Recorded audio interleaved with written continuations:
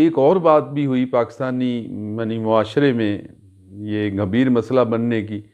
کہ ہم یہاں ہندوؤں میں رہے ہیں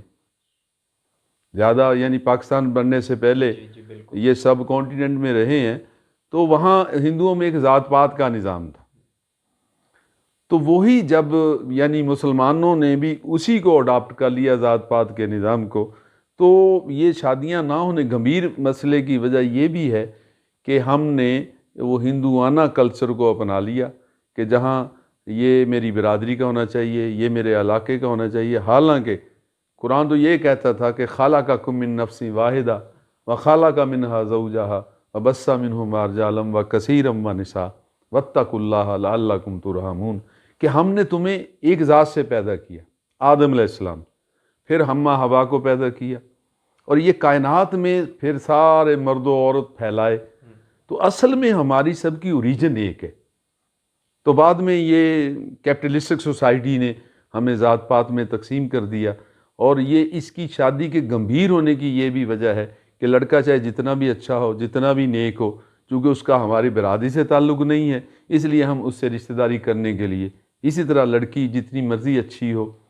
تو چونکہ ہماری برادری سے تعلق نہیں ہے، اس کے ساتھ ہم رشتہ کرنے کے لیے تیار نہیں ہیں. تو یہ ایک جو ہے وہ، حالانکہ یہ جو ہمارے ہاں ذات برادریاں بھی تھیں، قرآن نے یہی کہا تھا جَعَلْنَاكُمْ شُعُوبًا وَقَبَائِلَ لِتَعَارَفُوا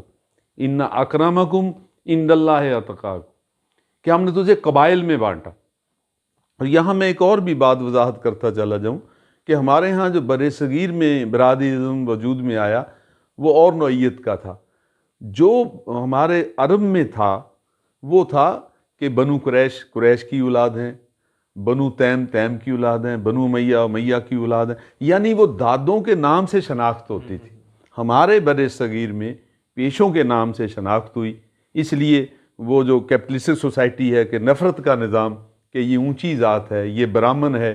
یہ شودر ہے، یہ کھتری ہے، یہ ویش ہے. جس طرح ہندوؤں میں یہ 4 ذاتیں چلی آ رہی تھیں 4 قسم کی، اسی طرح پھر مسلمانوں میں بھی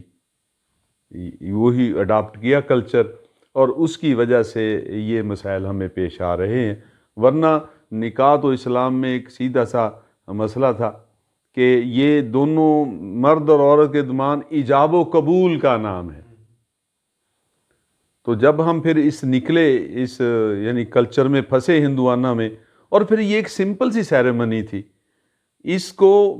شادی کو اب بہت ہی اہمیت دے دی گئی ہے. اور آپ نے دیکھا کسی مہندی پہ جائیں، کسی شادی پہ جائیں،